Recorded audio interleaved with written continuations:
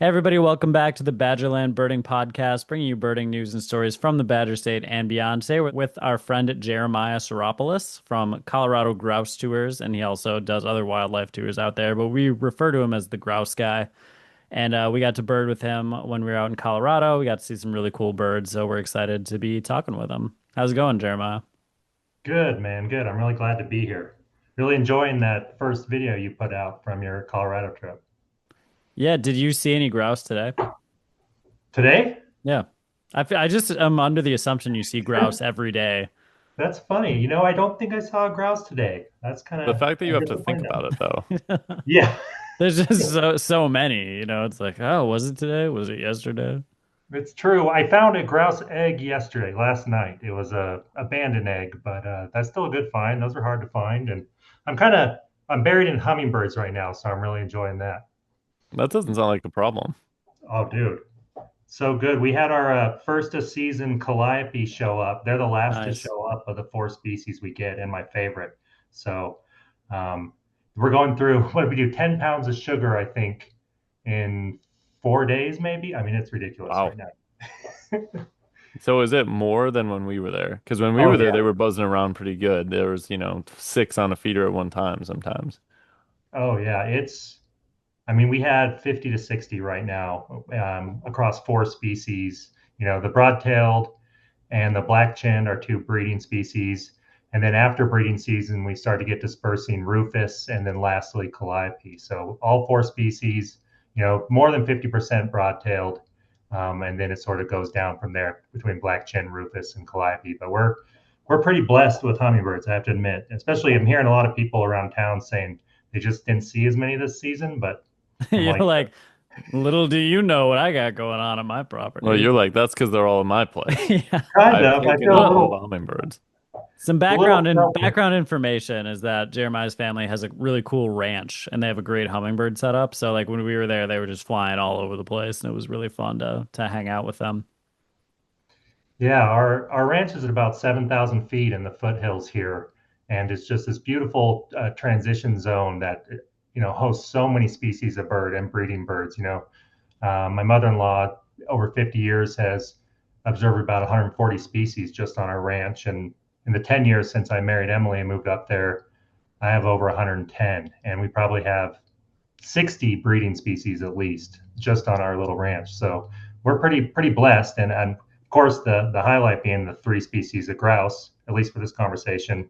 And all three certainly nest and fledge young on there. And this year we had our first lekking sage grouse. So all three now have also lecked on our place. That's cool.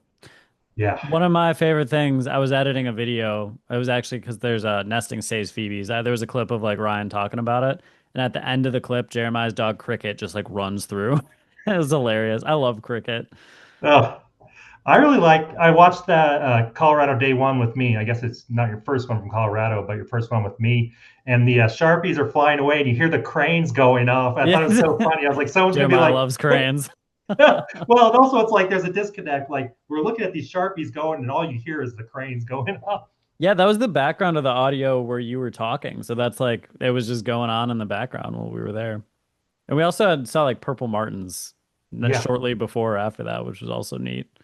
really cool. I love those. I'm doing a going after Black Swift here in a couple days. It's that time of the Oh, year to go chase them, and I'm excited. Going to do a backpack in and overnight. So hoping to see him and be my lifers. I know where there's a few locations, but I just haven't made it in yet. So so what's the game plan with that? Do you see them as they come in or go out, or can you do either one? yeah, we sort of follow the protocol by the Bird Conservancy of the Rockies, which involves an evening watch and then a morning watch. So we're going to hike in mid-afternoon, set up camp sort of near the waterfall. They nest behind these waterfalls in very remote wilderness settings here in Northwest Colorado. So we'll be up in the Zirkle Wilderness area, and so we'll get there, with 2 hours left in the day, and then just post up on the waterfall and hope to catch them coming in before it's too dark. And then same thing in the morning, wake up early, go there maybe an hour before first light, half hour before first light, and hope to catch them coming out. And sometimes that's all you get is them coming and going. I've been seeing the survey and banding seasons on around the Rockies, and I've just seen some incredible footage of some places you can see them on nests, and I'm not sure how they're catching them, but I'd love to see that.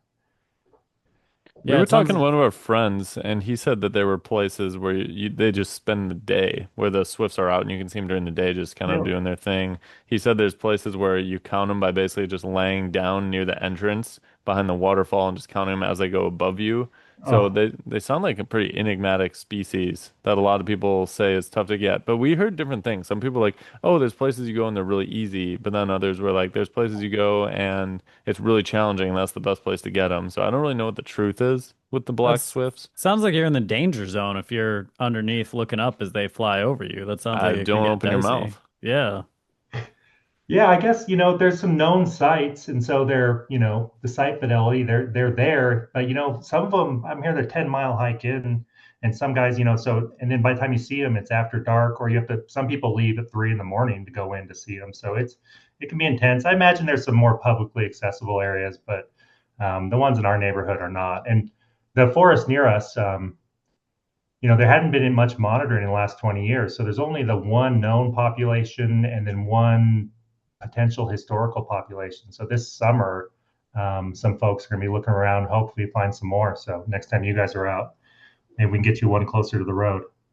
That'd be cool. Yeah, that'd be awesome. Yeah. It's, I feel like do have some unfinished business with the species out there, like black swift is one we didn't even get to try for. What else did we not end up getting, White-tailed Derek? ptarmigan, rosy White-tailed finch. oh, ptarmigan, yeah. yeah. Yeah. I think you did the right thing going to Rocky Mountain National Park, but It was cool. it's not the best spot for ptarmigan. It's a good spot. And frankly, outside of winter, there's, it's very hit and miss. You could hike for 15 miles on a ridgeline and not find one. And then, you pull up to Loveland Pass in the winter and see them from the parking lot. So Are they it's a so tough they're herd. easy at Loveland Pass in winter? Well, not for me, but I talked to several people who were doing the chicken tours who were like, yeah, we just pulled up and they were right there in the parking lot. I was like, well, Dang. I've been there 6 times in a row, and that has not been my experience. But a bunch of people were picking them up. I don't know. I think there's a couple melted out spots there when the snow's really deep that they'll come and get some gravel at. And yeah, I mean, I saw so many people picked them up pretty easily without much effort, but that has not been my experience. I think it was the day after we went to Rocky Mountain. I was like looking on eBird and someone had like a point blank photo of one's face from that same spot. I'm like, where was that when we were there? They were there like right in the morning though. So I feel like they knew something. They knew like you had to be there first thing in the morning because maybe they get scared as people go in. I don't know. But it's I've been to funny how Rocky the Mountain. experiences can be so different from person to person. It'd be so easy to miss them too when they're starting to like molt out and stuff. Just you don't look at the right spot or you look right through them. I mean, You you need a could have been thermal so close to cam. one and just not known it. Yeah, like I was saying thermals would probably help, like a thermal cam. Yeah, we were thinking about that. We were regretful that we didn't have one. We did see a rock structure that looked shockingly like it could have potentially been one. And we Yeah, have I no looked evidence at that it it for wasn't. like 10 minutes trying to see Yeah, if it would move or it didn't something. It seem looked like it very moved. ptarmigan-y. Yeah, that's why I think it was probably a rock, But it but doesn't seem like the ptarmigans would move if they were in a good spot that they liked and they were trying to hide. But we don't know. We'll You never know. guys really piqued my interest on the thermal when you were here talking about it. I found myself sort of daydreaming and shopping for them, but I'm like, that's a tough one to justify. But man, it would up the game for sure. maybe I you could was test one thinking you were out for gonna a say little you bit. got one. I thought you were just gonna be like, you guys piqued my interest and I bought the Zeiss. No, I've got a new lens, so I'm kind of, spent out on the Which season right lens? now. Oh man, I got the 70 to 200 2.8 Canon R. Okay. Um, Gorgeous, not for long distances, but I have that 200 to 800. But I was, that 2.8 aperture, being able to shoot in low light. I've been shooting some like portraits of hummingbirds and flowers and stuff, and they're just beautiful pictures in low light. I mean, incredible blurry background, exactly what you want. It's an amazing lens. It's also the one I plan on using for close distance in South Georgia and Antarctica. When you end up on those beaches with king penguins, they come up to you, and so having a long lens would be a disadvantage there. So you need something, and you need something for bad conditions because it gets gray Hmm. and rainy and cloudy and cruddy. So that's my justification anyway. Man, penguins sound so cool to see. Yeah, man, I've only seen the one in the wild in South Africa. But I mean, my bucket list is to see as many of them as I can. So this year I hope to pick up a bunch more. We'll see. They're pretty sweet. That was the first bird I got into, actually. Penguins? Yeah, I. Do you ever read Mr. Popper's Penguins in elementary school? Oh yeah. I You don't think wanted I to be did. Mr. Popper. Dude, so I read that, I don't know, fourth grade, fifth grade, and I was crazy about penguins after that. Gen 2 penguins and writing short stories about penguins. I dressed as a penguin for Halloween that year. I was trying to find the Why picture is the other this the day. first time that I'm hearing about this? I feel like What's this funny should too have is that came up. penguins getting into other birds seems like a farther leap than penguins getting into marine mammals. Yeah. I don't usually think penguins even in the bird category. I realize they are, but they just are so different than everything else that it seems like you should be into seals or sea lions or something or dolphins or something.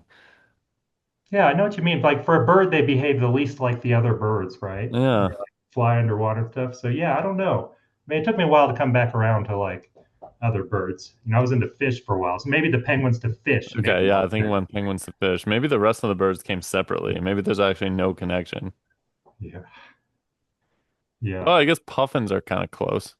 Dude, I just got back from Haystack Rock. Yeah, you showed me some pictures. That was pretty cool. What was your That is, experience like there? oh man, it is unreal. I grew up in Oregon. I'd never been to Haystack Rock. And we went up there, spent 2 nights. Actually ran into Hannah and Eric Go Birding. You Oh know yeah. those folks? Yeah, they're out there with the sign and pointing out puffins. So I just went up and talked to them. But I think I had maybe a high count of 7 tufted puffins, and then incredible common murre, the 3 species of cormorant, beautiful up close looks of like nesting black oyster catchers, Nice. harlequin ducks. They were all sort of out of breeding plumage, but tons of harlequin ducks, surf scoters. It was fantastic, man. It's a nice time to be at the Oregon coast.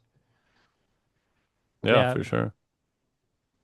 What else did you guys do while you were out there bird wise? I mean, Haystacks obviously like I feel like that's a must see Oregon destination, but there's a lot of other cool stuff to see too.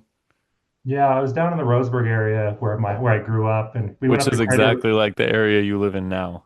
It's another valley. It feels the same. It looks kind of the same.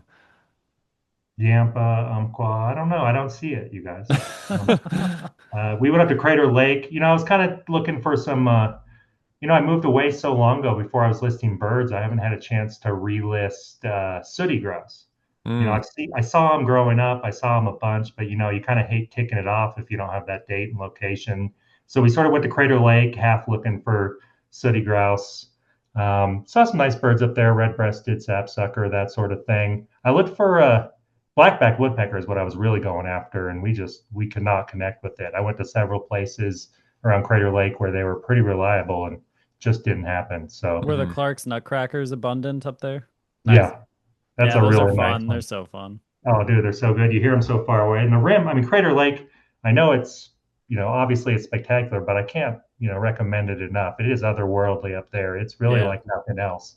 And it's pretty accessible. And, the snow is melted and Oregon's beautiful. I miss it a bunch. And then what else do we do for birds? Went to Hasita Head Lighthouse, which is south of Haystack Rock. Really nice spot because you're even closer to a big, an offshore rock that has a bunch of breeding birds on it. Apparently, they occasionally see puffins, but it was murres, 3 species of cormorant. So it was really cool seeing all three in their breeding plumage. The Brandt's cormorant had that blue Mm. sack, and the pelagics had the big white patches, Mhm. and gold chicks, which are cool. Gold chicks are so funny and are spotted, and you never expect what they grow into. So that was cool. And if you're into lighthouses, I guess. But for me, I was looking the other way because you just had like direct eye view of the breeding birds. So it was pretty cool. Pelicans.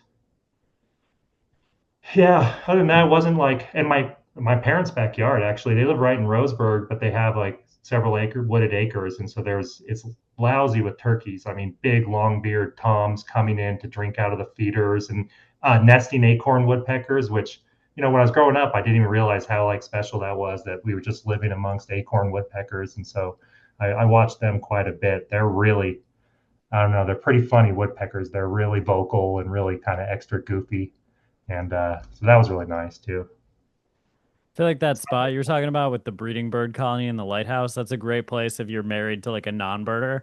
You're like, hey, Yeah, we're going to see the lighthouse. Then you're just like breeding birds the whole time. dude, it's totally like that. It's like a beautiful old lighthouse, like perfect ocean view, a short walk up there. It's yeah, Hasita Head. I recommend it for sure. I've never actually heard of it before, so It's sort of south. I think if you go over from Eugene and head north, it's about 45 minutes. It's not far from Sea Lion Caves, which is a pretty popular place to visit. It's this huge cave full of stellar sea lions. It's That sort of a sounds cool. tourist attraction, but it's just incredible. You go down in it, I think in an elevator. I haven't been in it since I was a kid, and there's just thousands of them. It's just deafening, the sound down in this cave. Hmm.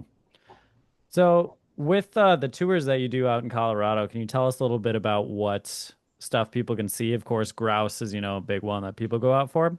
Tell us a little bit about what the grouse tours are like and then what other tours you do as well. Yeah, absolutely. It's summer right now. It slows down a bit, kind of like everywhere. The breeding birds, but we're starting to see chicks come out, and it's getting real hot in the afternoon. So activities died sort of down. But my busy season and the best time I think is grouse season into spring. I mean, grouse season basically starts in the winter. So this year we had Sharpies lecking on 3 feet of snow in February. And so you kind of get this extended spring out of it for Colorado, where there's still a lot of snow on the ground and the most of the migratory birds haven't showed up. So as early as February, but I always say March, April, May, that's the meat of the grouse selecting season. We have three species, right within close vicinity to where I live and where I guide. So, sharp-tailed grouse, greater sage grouse, and of course, dusky grouse. Um, I was talking about our ranch being at 7,000 feet. It's a really good habitat for sharpies and for sage grouse, and sort of nominal or low elevation for dusky grouse. So, anyway, I start guiding typically in March. And depending on how adventurous you are, uh, it's fun to see them on the snow. If you don't mind shivering or used to cold weather, when we get in a blind, and the cool thing is, and you guys can attest to this, the snow is covering the sagebrush, so you get really good looks at stuff. They're trying to see stuff in the sagebrush out here can be really tough. Yeah, the sage grouse were turkey sized and they just vanished in the sagebrush. The first one we saw just it was walking from the road, went in the sagebrush, and then must have kept going because it wasn't where we thought it was. So they really know how to blend in and just disappear in there and maneuver through it really undetected, which is insane. It's really crazy because they all look so different, and they're all masters of camouflage. Like they all are like perfectly attuned to. You can basically walk up to them before they flush. And so yeah, like so if you I love going out. My one of my favorite times is to go out on the snow for that reason, just because it's early in the season.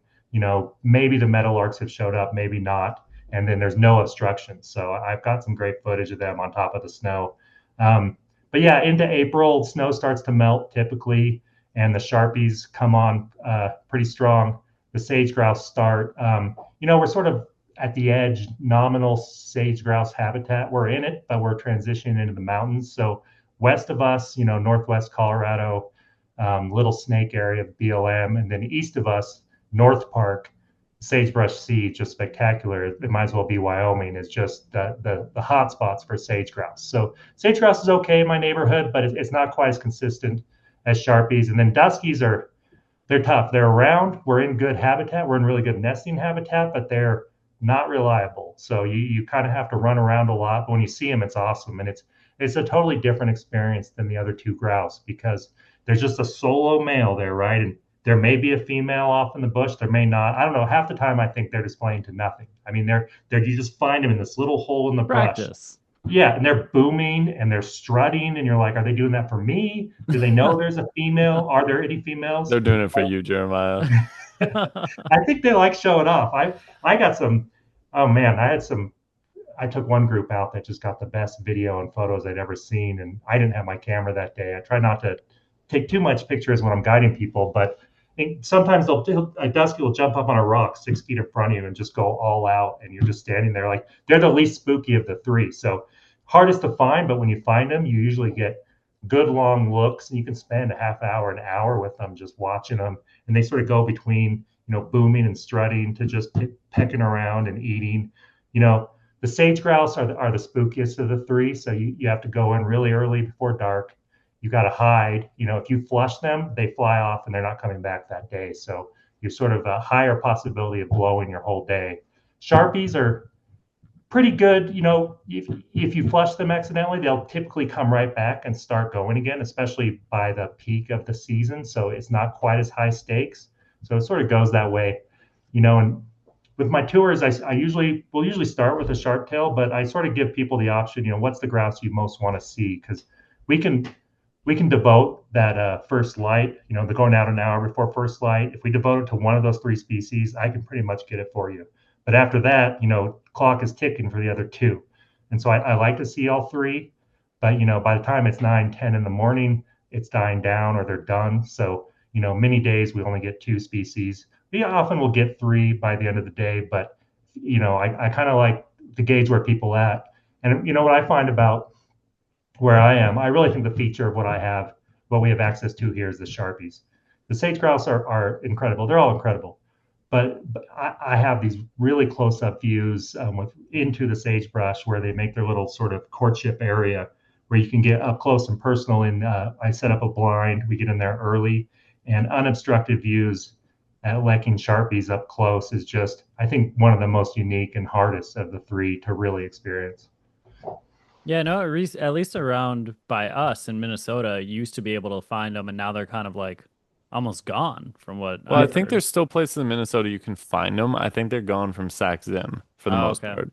So I think in Minnesota there's still areas where you can get the sharp-tailed grouse. You Wisconsin, know, there's some place up in the northwest you can get Schwamigan, them. I think, yeah. Yeah, that's a good somewhere point in too. some We way have the northwestern county. we have the Columbian sharp-tailed grouse or the mountain sharp-tailed grouse, which is actually quite a bit different than the prairie Hmm. sharp-tailed grouse. So my experience I'm speaking of specifically is the mountain grouse. There are places in Mm. Kansas or Nebraska where you can drive down roads and see them in cut cornfields up close. So the sort of not being able to get good close looks at them geographically depends. For Colorado, for the Columbian sharp-tailed grouse population that sort of goes up into Wyoming and then through Idaho and up into Western Oregon, it's been highly, reduced and highly fragmented, and there's just little local populations. So for that subspecies, it's a really interesting, cool phenomenon. And we're really lucky to have them. If you look at the range map in Colorado, it just sort of dips right down. We're north near the border with Wyoming. We're just barely in their area. And, 90% of the state doesn't have sharp tails. Hmm. That's native, right? Yeah. They're not called Colombian. Why are they called Colombian? It's based on the Columbia River drainage. So this Oh, okay, I subspecies feel like gotcha. that's around the Columbia, deceptive. yeah, different Columbia, but yeah. So the subspecies thing we need to get into. I don't know how interesting it is. They're still considered one species. I don't know that there's been any talk of splitting them, but they're definitely geographically distinct, like the Columbia drainage. But then again, it comes to Wyoming and Colorado, which we're not in the Columbian drainage, and then the prairie. And the prairie one sort of more goes in to their close cousins, the prairie chickens too. So they're pretty similar looking grouse and pretty similar habitat. Um, yeah, the other side of the Rockies. It's kind of morbid, but I was thinking about in the future how many birds are probably going to be split. And you gotta, tell your kids like, hey, when I'm gone, you gotta update my life list for me so I can be getting graveyard lifers, after I'm Yard gone. lifers. Be like, That oh, you got a new species. That is morbid. that is morbid, and of course, it's something a bird lister would think of. It's like my That's life list can true. still grow after I die. Be Although, like, although my corporeal form will be gone, the list will live on. I don't know. What if we get into lumping for 100 years and your list just shrinks for the Don't next shrink 100 years? it. Only, That's brutal. only let it grow. If you want it to grow, it's also got to have the possibility to shrink. You might get shrinkage They all got Yeah. lumped into one bird species. eventually to thwart conservation efforts. I thought of a horror movie slash thriller where all birds are lumped because they want to just destroy habitat. So it's just bird species. So then they're like, we've got tons of birds. What do you mean it's endangered? It's just a subspecies. That Oh seems like God, a conservation movement thing. Like they're all the same. We Right, can get rid of the exactly. So they're habitat. like, It's we fine. can get rid of that forest. We can get rid of that prairie. that's The same sweet. species as everywhere else. Bird. So what about in addition to grouse stuff? What other things do people always come out to see? Yeah, there's a lot fewer species to be seen in the winter, but there's some really, really good ones. So like if you're, if you want to get big quantities of species, December, January, February is not the time to come. But man, you can get Bohemian waxwing. The pine grosbeaks are much easier to get. There's of course the three species of rosy finch are a big draw, right? And we can get them pretty easy. The gray crown is pretty easy to find and pretty abundant, and then brown cap, and then the black. A couple local places they're consistent, but otherwise they're really difficult. So I really enjoy the winter birding, evening grosbeaks and things around. They're in on feeders, so like you can go up on the ski hills often, and they'll often have feeders there. You can get birds that they're really, pushed downhill and hanging out on those feeders, and so you can really, they're sort of densely packed into smaller areas, so it's a lot easier to find. A couple of the other specialties, free-toed woodpeckers are pretty consistent, better when the snow melts. They rove around a lot, so that's one a lot of people want to get. And the owls, boreal owls, we're pretty good, pretty consistent in our neighborhood, as consistent as they can be. Like considering you can go to Saxon or north and find them easier, it's pretty special to be finding them this far south. And of course, the flams, which we won't The talk about too flams. much. You can get into flams around here. They're tough. But the saw-whets and the pygmies are out a lot in the winter, so it's a good chance to see those. The grouse are around all winter, although depending on storms, they move down. Sometimes you'll see them in town in the winter. They get pushed out of the hills, and the best place to see grouse will be like in the town of Steamboat or town of Hayden. You'll get I two or actually three. was just watching a video of you talking about that when we were birding in Steamboat, and you were mentioning how you can see the grouse footprints in the snow and how they'll hang out on roofs Yeah. in Steamboat, which is cool. It Like just was imagining funny being down there seeing that. that anytime somebody saw us, they thought we were looking at a moose or a bear. Like, oh, where's the bear? Oh Like, no, yeah. it's a magpie or something else. But that was the first thing, was just like, oh, where's the bear at? Dude, I saw there's a video 2 nights ago, 3 nights ago. We went to a free concert down there and walked home. And then a couple hours later, there was a video of the bear running down Main Street, like the same way we walked home. Just like, yeah, it's pretty funny. When we found that swallow, we were all excited about it. Everyone was sure we were looking at a bear or a On the moose or power something. line. Yeah. That's what would be funny is you'd be looking at a building or looking at Yeah. a tree that could in no way hold a bear, and of course not a moose. And people are like, "What? Where is it?" And you're just like, "We're looking at a swallow. There's nothing to see here." Like, ah, okay. You got to test to see what they're after because even around here, you kind of test other birders or people with binoculars to see how much interest they have in different things that you're seeing. And I feel like you got to be like, "Oh, we're looking at a bird," and then if like, "What kind of bird is it?" This you're Yeah. like, "Okay, we can talk to them." And if they just go, "Oh, never mind," then you know they're not one of your people. Yeah. Otherwise, you're like red nape sapsucker. Just what are you talking about? They're That like, doesn't. "What'd you just say to me?" The I don't know. One of the draws here, it's more of a local draw and a local culture thing because there's certainly better places to see them. But Colorado style pizza. Oh, the sandhill crane population here is a bird of local importance. That again, it doesn't have a wide breeding range in Colorado, so our little area has a really good breeding population. So the crane, there's the crane festival coming up this fall. There's the contests, the first crane of the season. There's contests. There's crane drawing contests and stuff. And our ranch has nesting pairs of cranes. So it's something it's big around here, but you don't get the numbers like New Mexico or Nebraska or anything. But it's still kind of neat, especially considering sagebrush and mountain habitats aren't typically what most people probably think about when they're thinking about sandhill crane habitat. But they're doing good. Yeah. I was really interested by the pinion jays. That was a bird that we got really nice looks at compared to the other experiences I've had before. So finding those was a real treat. I can't believe the video footage you got. It's incredible. I've never seen such good Pinion J video footage. I watched it, I repeated that section several times. I was like, oh my God. He's like, Yeah, it was was I good. there for that? Did Well, you it guys was, get, did oh, you go guys get much ahead. comments on that? Did people mention that? Yeah, people. So I think somebody specifically was like, that Pinion J experience, though, was really cool. And it What was was, funny yeah. to everybody listening is that we were messing with Jeremiah before we started recording about how he was improving being on camera from day one to the last day because what we kept experiencing was he would have the camera point at him and he wouldn't have much to say. And then as soon as we took the camera down, he was like, that was just the most incredible thing I've ever seen. And we were like, you should have just said that. But it's funny because there's a clip of you with the pinion jays, and we were like, is this the best pinion jay experience you ever had? And you're just like, yeah, I think it is. And then you're just like, and the wildflowers here, just spectacular wildflowers. Yeah, I couldn't help myself. Maybe I wanted to play it down. I was like, Pinion Jays are very hit or miss. So to like hit them that hard and get such good footage was like, I didn't expect it to be that good. I go there sometimes and I hear them and I can't find them, or you see a couple, but we kept having them too. They kept coming back in. And it was just, that was a beautiful spot. It's just that tiny little chunk A of lot of that Pinion. wildflowers. Yeah, well, they're pretty exciting. I want to show people wildflowers too. We get some good flowers out here. What was funny about the pinion jays that kept escalating? Because first we heard them, and Yeah. you think, okay, great, cool, that's awesome. We heard pinion jays, and then you see them in the distance in their big flock, and then all of a sudden you see them up close, and it just kept getting better and better and better. And on that little ridge, we also had really good looks at juvenile magpies, which Yeah. for people in the West they probably don't care as much, but we don't get to see those very often, so it's always a treat.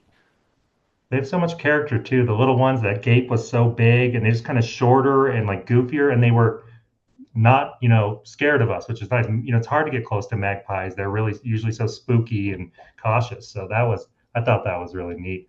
I was kind of surprised.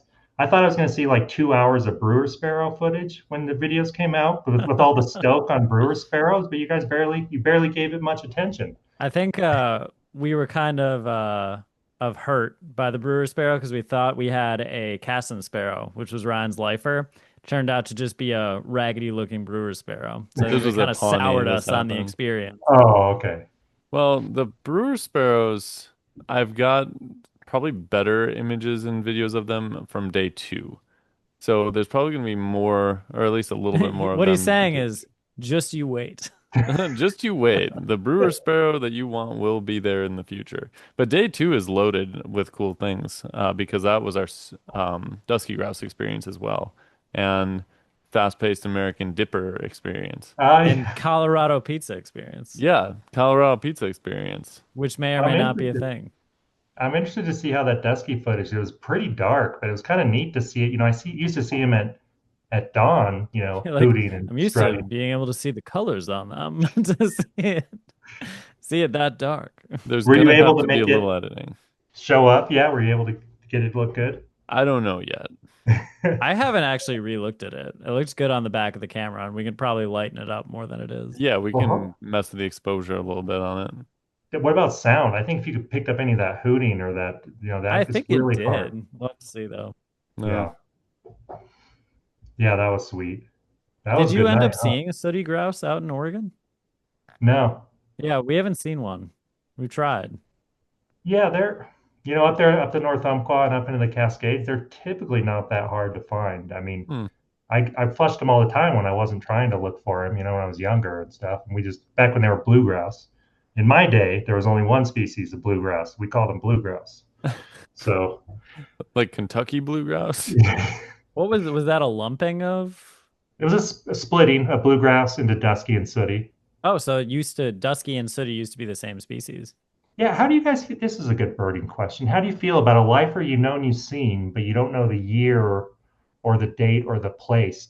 Can you list it? How would you put it in eBird? You couldn't put it in eBird. You can do it as historical if you don't have a lot of You'd info. kind of have to just make up a date, wouldn't you? I thought I they don't know how still much kind of info had you have that. to put in for historical. I don't think it shows up on like the regular database, but you can kind of add it in like if you want to add it in. But like It's kind of funny. I've seen Wimbrel in Wisconsin, but it was like a long time ago and I just haven't added it in. And it's kind of like, I'd rather just see a new one and then add it than like try to go back and figure it out. It feels a little dirty. The historical lists, like I get, like you didn't keep as good of records back in the day, and I've done that a couple times with birds where I knew the year. I was in California this summer. I know it was then, but I don't love that, especially with one that's like I'm going to see more sooty grouse. It's not like it's a hard one to find, so I don't I know. think I you figured just I, jinxed yourself to never see a sooty grouse ever again. yeah, I don't know, man. I am the grouse guy, like even You're the outside of grouse guy. Colorado. You gotta have a California and Oregon version as well, where you just focus on sooty grouse. I could do that. I You could see that. just go back to Roseburg every so often and run tours from there to try to find sooty grouse. Oh, Roseburg's nice, man. I missed it. We've been in Roseburg, shockingly. We know the city. We went up to it's not bird related, but I know some of you like fish more than the other. There's a spot up the North Umpqua called the Dynamite Hole, and Oh, it's this Steamboat Creek, which is a tributary of the Wait, North it's called Umpqua. Steamboat Creek? Yeah. mm. You gotta be kidding me.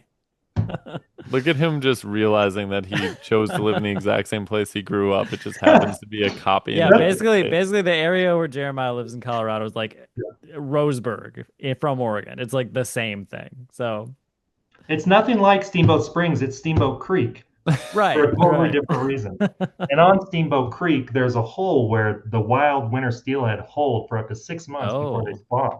And so you can drive up and look in this clear pool, and there's 200 to 300 adult steelhead, 10 to 20 pound wild steelhead just hanging out in this pool waiting for spawning season in the spring. So we went and checked that out. It's called the Dynamite Hole. It's otherworldly, like crystal clear water, big wild fish. It's protected. They actually have people who take shifts protecting this hole. As you may understand why it's called the dynamite holes, because people used to regularly dynamite it. And Mm. after there's an interesting story in the 1990s, one of the local fish conservationists was bringing some bigwig from the Department of the Interior, one of the secretaries, to show them, hey, there's these wild steelhead here. We need to protect them.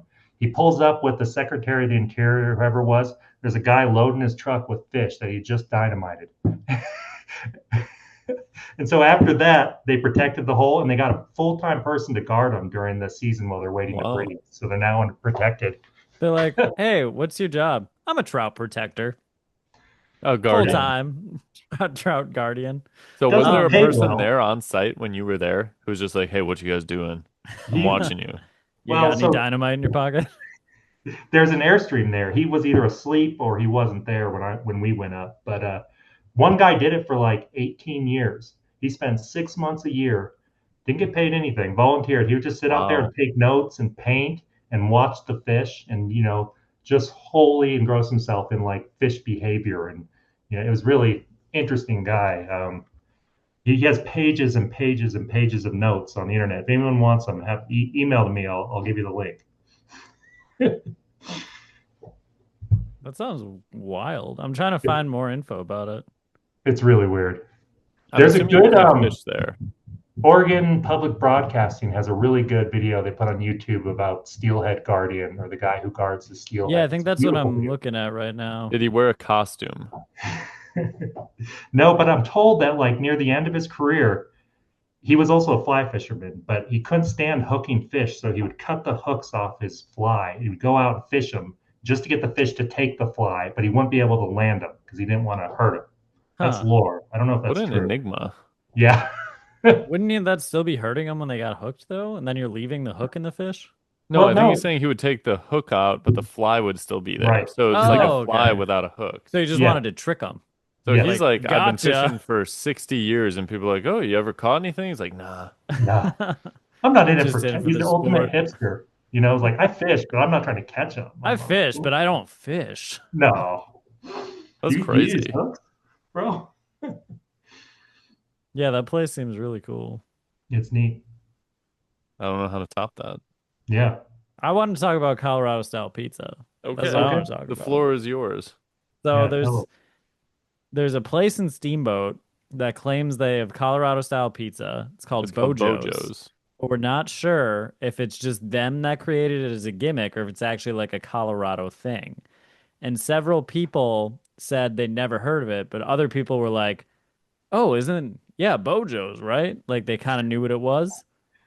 So it's supposed to be like very doughy. I think one of you guys described it as like eating a loaf of bread. Like it was a So it's like baguette. big You get a crust, pizza with a baguette. not a huge amount of like cheese, thinner crust. But then there's like honey they put out that you're supposed to put on the crust to eat it like that. So, what do you guys think of it? And do you think it's legit? See, you can't create a phenomenon and then claim that it's a phenomenon. So if I were to say there was like Hayden style ice cream, and you came and you had it, and it was just, ice cream, but I threw, I don't know, a loaf of bread on top of it. Um, you know, it doesn't make it a thing, right? So I think Bojo's, maybe the guy was like in marketing or something in college, because I think he created Colorado style pizza, I and think then he did. here 30 years later is claiming that it's a style of pizza. But I challenge you to find a second Colorado style pizza place. Well, that's the question is that he now has made it. He created it. It exists, and he has called it Colorado style pizza.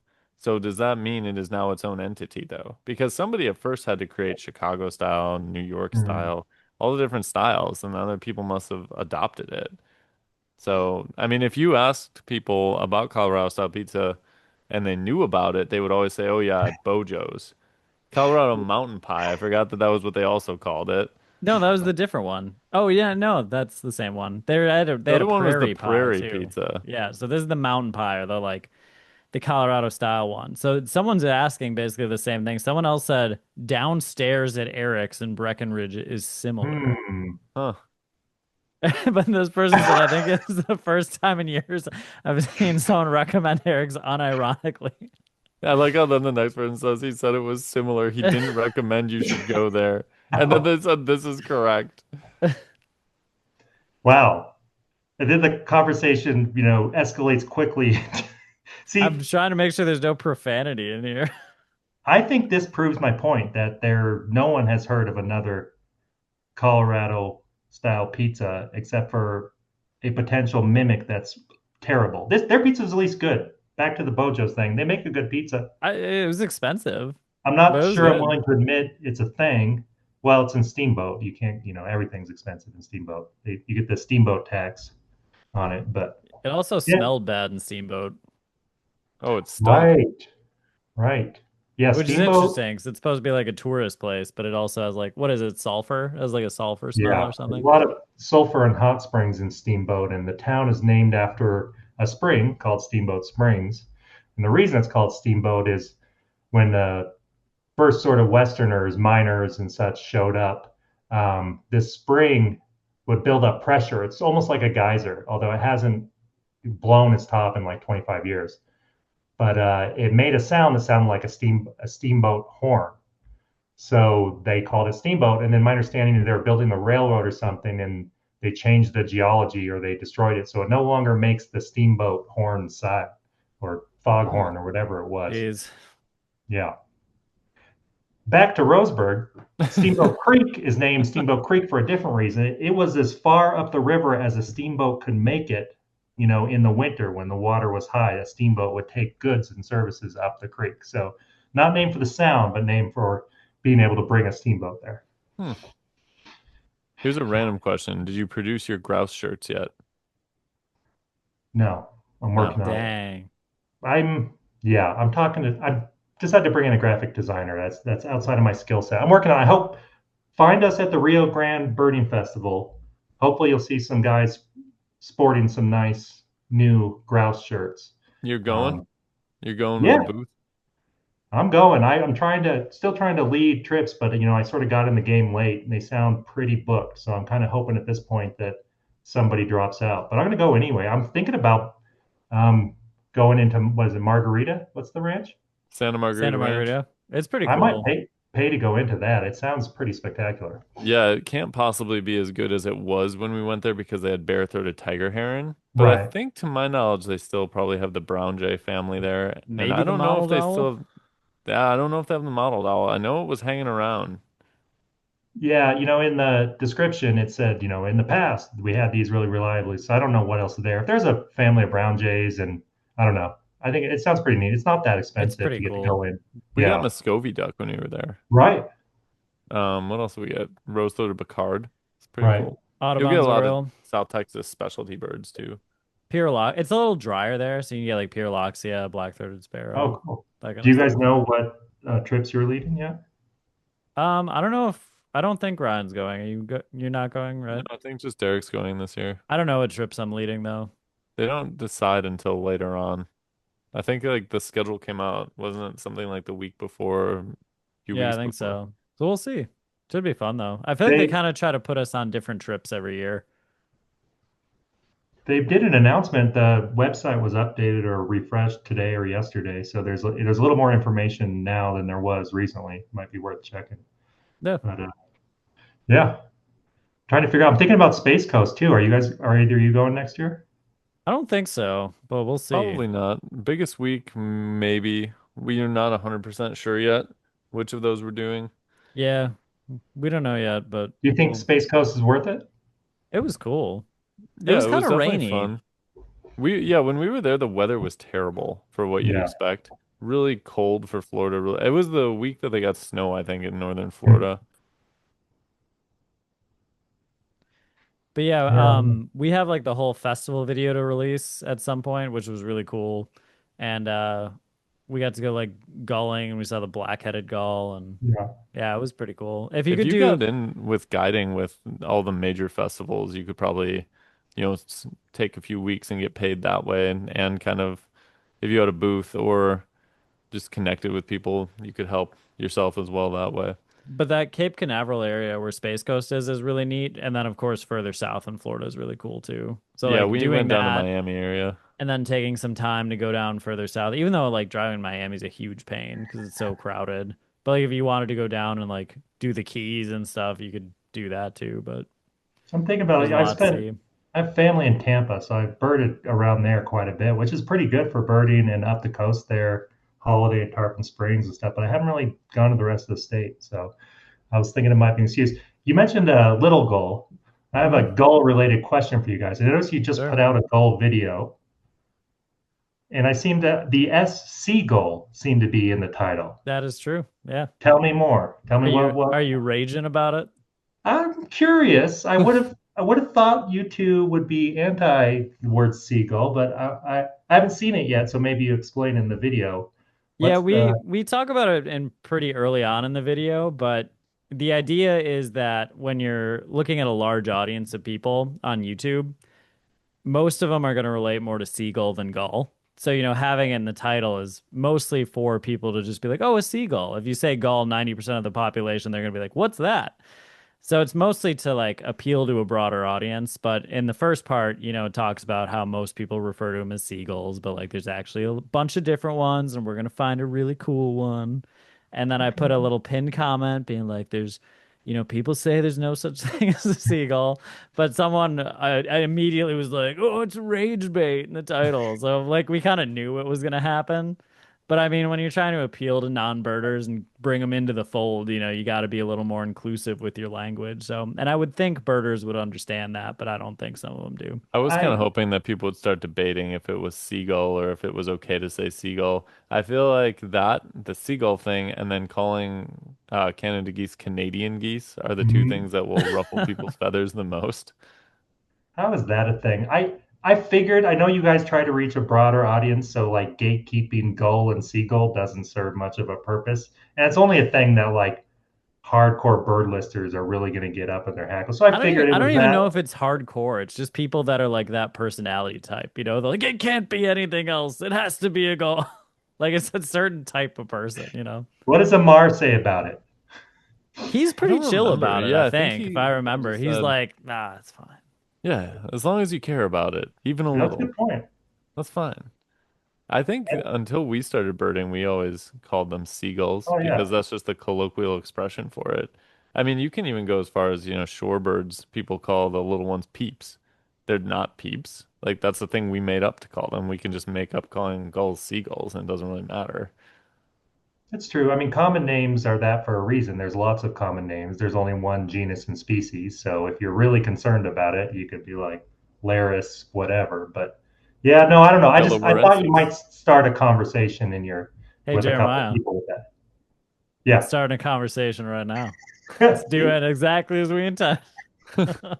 So wait, right after you guys visited me, is that when the kelp gulls was it the kelp gull that showed up there? I think it I think it was. was, yeah. Yeah, like almost immediately. And it's still And now there. we have a short-billed gull that showed up too.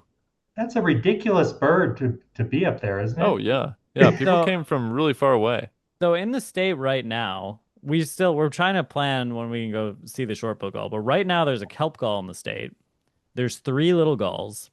There's a Franklin's gull, and now there's a short-billed gull. At Wow. least. There may be more. Wisconsin's great for gulls. We've Yeah. also had black-headed gull here. We had a white-winged tern show up once, which was interesting because that Great Lake, Lake Michigan, and having Superior up there too, you just get a lot of stuff that finds that area that is more familiar with ocean coastliners traveling through and finds it. So we have good gull diversity here. But I did want to point out something else. We got the Anhinga in Colorado. That's So right. we were joking about getting it the whole time we were with you. Because in the grand scheme of things, an anhinga in the continental United States is not rare. They're very common in the southeastern part of the country. One showed up in Colorado. What, Boulder, technically, was it? Yeah. Really, that it was? Yeah, Yeah, I think Boulder so. area. And we were joking with Jeremiah that he was going to go see it because it's the He rarest did thing in bring the it up state. like 3 times. Like we're out there looking at sage grouse. He's like, there's an Anhinga in Boulder. I'm like, "No, we're not going to see the Anhinga right now. If we're in And then there, it and we just did so happen to be in the happened that our area. hotel was maybe, what, 7 to 15 minutes away from the spot. So we had 15 minutes extra. We swung by, saw it. Cool, got it. It I, was cool I'm, to see. It was I'm fun. glad you guys did. I was being a little macabre about it or whatever, that I wasn't going to drive 5 hours for us and Hinga, but if I'm in Denver and it's still there, I'm going to go see it. It's funny that also when people found out you're in Colorado, they're like, "Hey, did you hear about the Anhinga?" Yeah. Have you heard about the Anhinga? It's And Yeah. then Hinga, what was funny about it is it just kept staying there. yeah, Every day that went on, oh, and Hinga's still there. Hey, the Hinga's still there. It I mean, just, where's it gonna go? I don't know, anywhere else, any different body of water back I to the assume it's still southeast. there. I haven't checked lately, but I was looking at the sort of rarity. They do seem to be expanding their range of where they're showing up as rarities. Like it looked like Western Oklahoma had gotten a couple, and like Texas as well. So maybe it's becoming a more common thing. I don't know. It's a great bird for Colorado. I was being kind of silly Fourth about it, state but record. yeah, that's a good bird. It's a funny It's a one to have gorgeous on our bird too. list. It is. It's It is more, funny. I was. it's a Colorado bird that you guys have that I don't too. That's true. So Yeah. We probably better at birding the state than you, I guess. you might be. You might be. I don't. I stay in my little. I stay up here as a hermit in Northwest Colorado. I try not to go too far. Well, Um. Northwest Colorado was really beautiful, so we get it. Yeah. We understand. I was talking about. So there was a barnacle goose that I tried to see in Michigan twice. Didn't see it, but it was found that it was still apparently there like a week ago. And so everyone was like, well, it's not going to get counted because they assume if it was a wild bird that it would have migrated with the rest of the geese. And I'm just like, it's already out of its range. Like it already doesn't really know what it's doing. No, Why would you expect it to necessarily behave like a wild bird? Because they're assuming it was some like captive bird or something then. And I'm just no. kind of like, but it's already behaving weird. Like, how do you know that?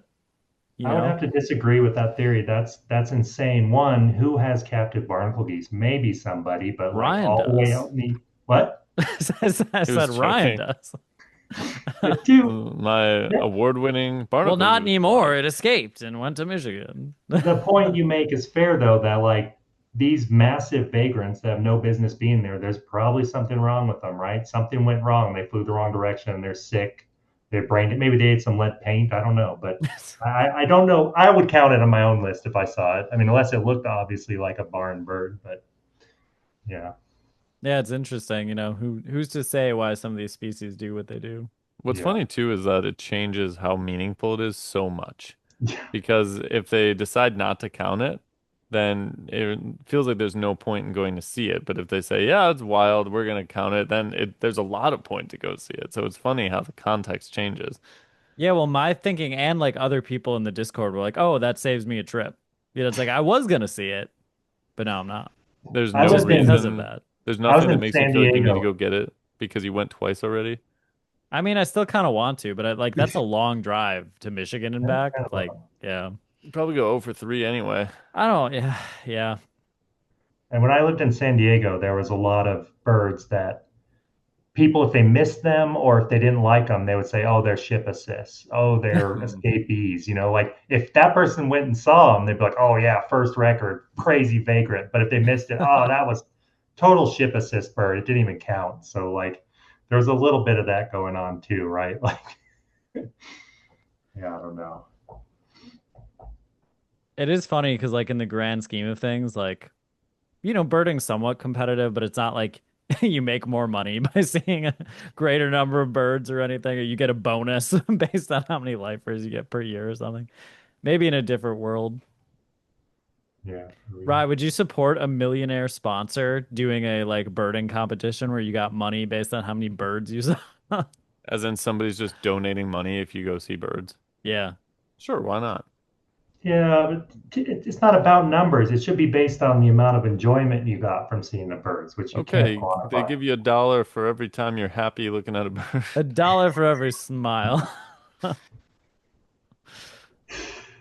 Yeah, I don't know. Like making it into a competition makes for some weird incentives, and people act weird once they start competing. There was I some, feel like people are already weird and I there's was no gonna say yeah, people act monetary weird when they're not incentives. competing. I would notice like in Southern California, there'd be big ear birders and they'd go out on these boats that I went out on all the time. And just the one day they're in town, like spectacular vagrant seabirds were showing up out there. And I was just like, this is, and I don't think they're lying, but I think there's wishful thinking and there's optimism. And all of a sudden that's a flesh footed shearwater. And you're like, yeah, maybe, but I don't know. Maybe, but also maybe not. Is Yeah, it maybe that, not. or are they just that good that they can identify that stuff that other people haven't been able to? Some of them are pretty good. That could be, yeah, I don't know. So, in addition to the Colorado tours, you're also planning on doing some touring out in the colder climate, right? Mhm. Is that stuff people can go on, or is it kind of like they're booked through a company? Or tell us about Yeah. that. Yeah, so expedition guiding is the other sort of new job venture I'm working on, and plan on this. Our winter will be the austral summer, and be guiding in Antarctica. It's you work as a contractor through expedition companies. So the major companies hire naturalists, biologists, glaciologists, ornithologists. You work as a contractor on the boat, and then you also operate Zodiac boats to run people ashore on the expedition. So um, I'll be working as a contractor. So my only involvement will be, giving lectures on board about the birds and mammals that will be seen, and pointing them out from the ship on the passage. And then when we get to Falklands or South Georgia or the Antarctic Peninsula, then I'll run people, up onto shore, and then we'll talk about them too, visit the penguin colonies. And so, yeah, it's anyone can go. They're quite spendy trips, especially depending on how much luxury you want. I've seen 25 to $50,000. If you Dang. want a window and a suite to yourself, and there's the cheaper end or last minute cancellations. You might be able to get on one of these trips for under $10,000, and that's going to be like a shared room and not include airfare. So it's not cheap. And then also depending on what you want to see, most of the ones go out of Argentina to the Antarctic Peninsula. And then whether you want to go to South Georgia or the Falklands or just go to the Antarctic Peninsula, if you just go to the Antarctic Peninsula, it's 3 days of boating. You're there a couple days and then 3 days back. And so that you go through the Drake Passage, you have a real chance of getting seasick several times. And, you see some seabirds and some whales and stuff, but the going to the Falklands or South Georgia where they have the big colonies and they have some pretty cool endemics is sort of, a bigger experience and takes longer. These can be 3 weeks to a month long trips. And then next summer, I plan on guiding in the Arctic. I've done Svalbard before. I've been to Iceland several times, and I'm really hoping to work in Greenland as well. Really good. Svalbard for puffins is unreal. Atlantic puffins. Saw thousands and thousands of them, and thick-billed murre colonies, 25, 50,000 deep. It's incredible seabirding. The interesting thing about the Arctic and the Antarctic is just the production of food sources is so massive. There's so much food and there's so many animals. These birds are coming off the sea cliff. They just dive straight down, grab a fish, and then swim right back up. It's fly right back up. They're not like, on the Oregon coast, they're flying out, 20 miles to seek food and coming back with one fish and stuff. So it's pretty neat. You can tell it's a pretty good living if you're only there 3 months out of the year. But Greenland is high on my list. The interesting thing about the Arctic also is, except for Iceland, you do need to bring a rifle when you go aboard. So you need to be rifle certified for polar bears. And Oof. so I've got my certification for that. And, I've been hunting and had a lot of training as a federal shooter for a while too. It was one of my positions. So I think I'm a good candidate for that. The idea is not to have to shoot a polar bear, but Greenland, Svalbard, northern Canada, if you're bringing people ashore, you got to bring a rifle. That all sounds wild and cool. I mean, polar bears are pretty terrifying too. They're one of the animals that actively hunts humans if they come Have across you guys them, seen so the that's pretty clip of the terrifying. guy who's in like the clear thing and there's just a polar bear trying to eat him? Yes. And it's like trying to figure out how it can get in this thing to just eat this guy. He's just got like nothing but that in between him and the bear. Yeah, terrifying. They're They huge too. they're terrifying. I was in a little Zodiac boat, and we were leaving. You're not supposed to get too close to them, and the bear came down to the water, and we were going, and we were 40 yards, 50 yards, getting back because you got to give them a lot of distance, and if you feel pretty, it feels pretty primal. You feel pretty vulnerable, like knowing that that thing, that's dead eyes, is would have no problem with eating you. And I feel like If it it could. definitely wants to, you know? Yeah. Yeah, polar bears are interesting because, like in Svalbard, there's that North Atlantic current that keeps the kind of warm water up there. So, you have to go up to the northern end to get into the pack ice, but the southern end, it's melted, it's mild like Iceland, in the summer. And so polar bears on the mainland are starving. And I heard from a biologist there that they lose a kilo of weight a day that they're on land. So 2.2 pounds every day of the summer. So they're basically starving all summer. So, if a whale washes up, they're eating tern eggs and, purple sandpiper eggs. They're hungry. So not only are they not don't see you as a threat, they're actively in the process of dying until the ice pack comes back because they do all their hunting off the ice. So in bad ice years, they're really starving. That's where you've seen those videos of them starving to death. So absolutely, they would risk, going after a human or and people have died in Svalbard. Typically, campers, you set up tents. You put electric fence around, but you're also supposed to have someone on guard with a rifle all night. And so the folks who got lazy, a couple of people died that way too. Yeah, it's pretty wild. Yeah, no kidding. Well, cool. I think we'll wrap things up here. But before we do that, Ryan, I want your thoughts on what was the coolest thing that you appreciated birding with Jeremiah while we were in Colorado? Ooh, I can go that's first tough. if you want to think about it. I would say his knowledge about the target species we were going after, so especially the grouse, he knew everything about where they would generally be and successfully found us all three grouse species that we were looking for there in their non-breeding season, which I think is a much more tall order than knowing where their lekking areas were. So I feel like we went out there with not the greatest odds of finding them, but the fact that he knew where to look, knew the habitat, knew what to look for was tremendously helpful. Yeah, I think my favorite thing was being able to experience Colorado. It felt more like as a local, as opposed to like as a tourist. Like we're in Hayden. It's like this cool small town vibe. There's like beautiful lands everywhere. Then we're up in the mountains. We do end up visiting like some of the more touristy stuff, but being able to feel like you have that experience of like, this isn't just the Colorado tourist experience. Like we're on a ranch. We're hanging out with Say's Phoebes nesting in the yard. Like it was just a cool experience like that. So I think if people want to do a tour with Jeremiah, I think that what you said, the experience and the knowledge about the species, but also just feeling like you're having someone who's like local that can really guide you and is knowledgeable and have that experience. That would be my thoughts on it too. So would definitely recommend if you're thinking about doing it, go see some grouse with the grouse guy. The Thank grouse you guy. guys. I really enjoyed having you out too. And not I don't get to bring everyone back to the ranch, but that's one of the things that's really important, sort of showing how we live, how the locals live. And the grouse, like everything, they're part of the ecosystem, and the ecosystem can't exist in just one part. So although the target species is grouse, I make a point that we're going to talk about everything down to the culture of the people that were The there sheep before us, herders too.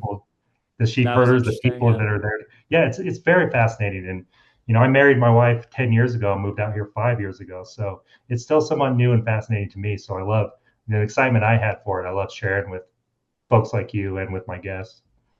I will say, I think you were most excited about that green snake we found. That was pretty cool. What's funny? We're having a crazy snake summer. I've probably seen four green snakes at this Well, I point. feel like mine's less special now. It Yours was is the one that started it all, though, I think. I've never had that. It was incredible. I know. I kind of felt bad. Like my two most exciting moments of the trip were both non-birds You were because, pretty pumped about that fox sparrow we found too. dude, that was a Yes. good fox He's sparrow. still pumped about it. Yeah. I went back for it. I didn't find it, so I don't know. But that was a good bird. Yeah, yeah. The martin was pretty cool. Yeah, The the Martins were. Martin was I was awesome. Yeah. pumped about finally finding the red-naped sapsucker.